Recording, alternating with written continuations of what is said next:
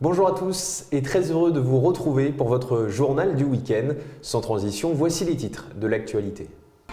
Début des essais sur l'homme de 2 médicaments chinois anti-Covid-19. Ces derniers ont été développés par l'Institut de Shanghai.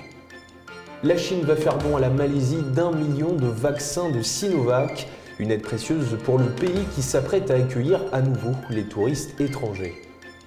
La Chine lance un nouveau satellite d'observation de la Terre. Il devrait permettre d'améliorer les capacités de surveillance des navires en mer. Le premier brise-glace polaire construit par la Chine, Heilong 2, a quitté mardi Shanghai. Il s'agit de la 38e expédition scientifique en Antarctique du pays. Le projet éolien situé en mer de Tongtai a été mis en service. À terme, il devrait produire 1,39 milliard de kilowatts par heure d'électricité par an.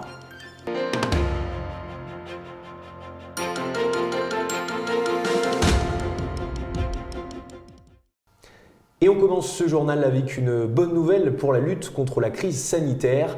En effet, en Chine ont débuté des essais sur l'homme de 2 médicaments anti-Covid-19. Ils ont tous deux été développés par l'Institut de Shanghai et l'Institut de virologie de Wuhan. Sont-ils vraiment efficaces? La réponse dans ce sujet.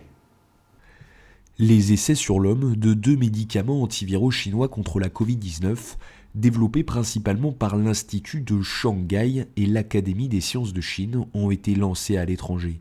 L'un des deux candidats, portant le nom de code VV116, est un médicament oral à base de nucléosides anti-Covid-19 qui a obtenu des résultats prometteurs sur des modèles animaux. Il a montré une activité inhibitrice importante contre la souche originale de la Covid-19 ainsi que sur ses souches variantes comme le variant Delta dans les essais in vitro. L'autre candidat s'appelle FB2001. Il s'agit d'un nouveau composé conçu et synthétisé sur la base de la principale protéase du coronavirus, un enzyme clé jouant un rôle central dans la réplication virale. Une étude préclinique montre également que le composé manifeste une forte activité inhibitrice contre le virus dans la culture cellulaire, selon la chercheuse principale Liu Hong. Les chercheurs ont mené des essais de phase 1 aux États-Unis en mars dernier, après que les résultats de l'étude préclinique ont été publiés dans la revue Science en juin 2020. Le médicament a été conjointement développé par l'Institut de Shanghai, l'Université Shanghai Tech et l'Institut de virologie de Wuhan. Pendant ce temps, la Chine continue d'exporter ses vaccins à l'étranger.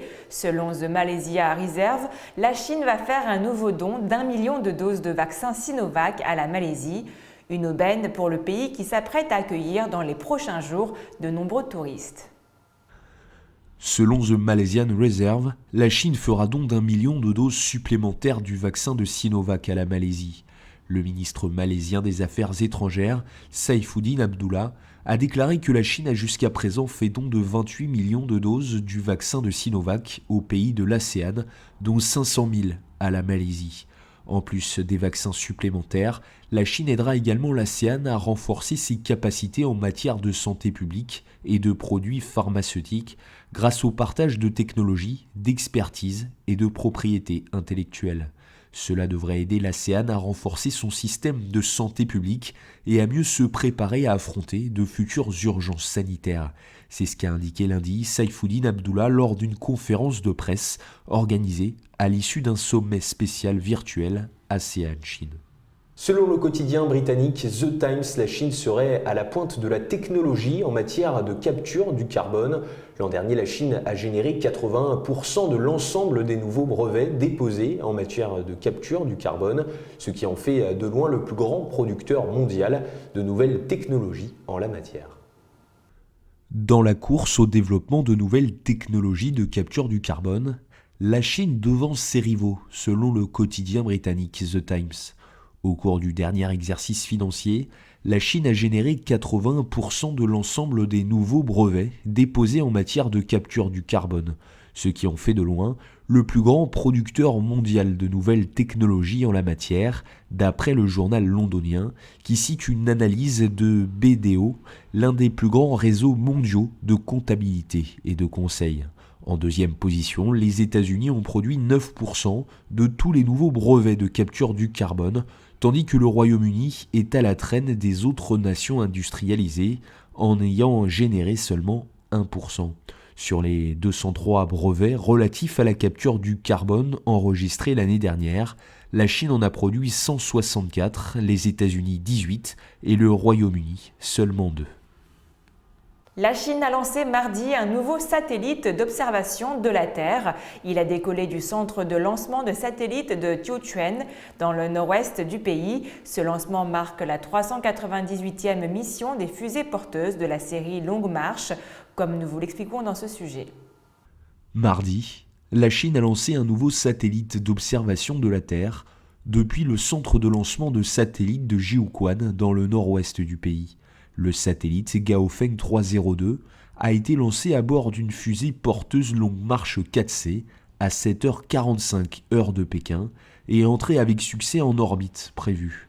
Le satellite fonctionnera sur une orbite polaire synchrone à une altitude de 555 km et sera mis en réseau avec le satellite orbitant Gaofen 3 pour former une constellation de satellites radars terre-mer.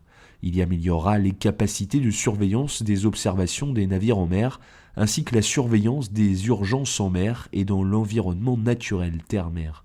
Il sera utilisé dans les domaines tels que la prévention et l'atténuation des catastrophes maritimes, la surveillance de l'environnement dynamique marin et également la protection de l'environnement. Le satellite Gaofen 302 a été développé par l'Académie chinoise des technologies spatiales et la fusée porteuse par l'Académie des technologies des vols spatiaux de Shanghai. Ce lancement marque la 398e mission des fusées porteuses de la série Longue Marche. Un autre départ a marqué la semaine en Chine, cette fois-ci en mer, celui de Henglong 2, le premier brise-glace polaire construit par la Chine. Il a quitté mardi Shanghai pour la 38e expédition scientifique en Antarctique du pays. Henglong 2, premier brise-glace polaire construit par la Chine, a quitté mardi Shanghai pour la 38e expédition scientifique en Antarctique du pays. Le navire, transportant un équipage de 101 membres, travaillera avec l'autre brise-glace Henglong qui est parti le 5 novembre dernier avec 154 membres d'équipage à son bord pour l'expédition polaire. C'est ce qu'a indiqué l'Institut de recherche polaire de Chine. Des enquêtes hydrologiques, météorologiques et environnementales au pôle sud et une surveillance de nouveaux polluants comme les microplastiques et les déchets errants dans l'océan Antarctique seront menées durant cette expédition scientifique. Le navire transportera également du ravitaillement et du personnel pour assurer la relève des stations chinoises de la région, Zhongshan et Grande Muraille. Les deux navires devraient rentrer en Chine à la mi-avril de l'année prochaine. La lutte contre le réchauffement climatique continue en Chine. Pour preuve, le projet éolien situé en mer de Tongtai, premier projet d'énergie éolienne offshore sino-étranger, a atteint récemment sa pleine capacité. À terme, le projet devrait produire 1,39 milliard de kilowatts par heure d'électricité par an, ce qui permettra de répondre à la demande annuelle d'électricité de 2 millions de résidents.